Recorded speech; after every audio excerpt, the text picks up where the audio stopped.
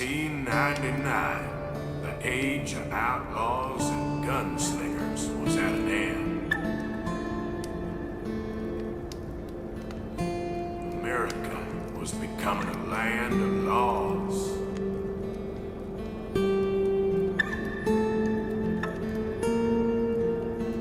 Even the West had mostly been tamed.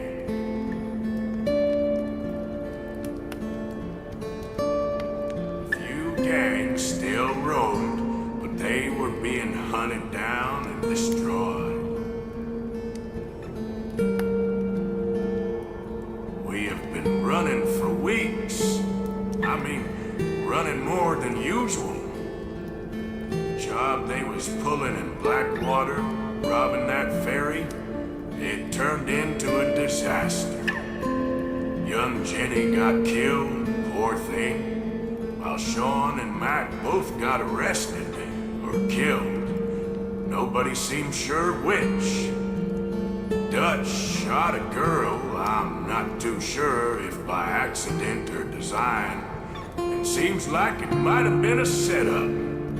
We took to the hills in an almighty scramble, leaving money and most of our things behind. Then, as we were fleeing east over the Grizzlies, an almighty storm hit us. Davy Callender, who had got shot in the gut on the raid, passed away. It was brutal to watch, and the rest of us nearly froze. But we found shelter and have been resting here in some old abandoned mining town while we await the falls.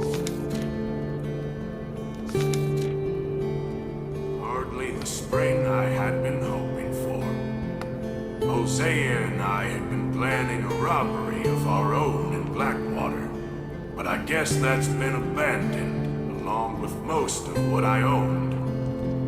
I am profoundly concerned as to what happens next once we leave this place, where the law finds us cowering up here.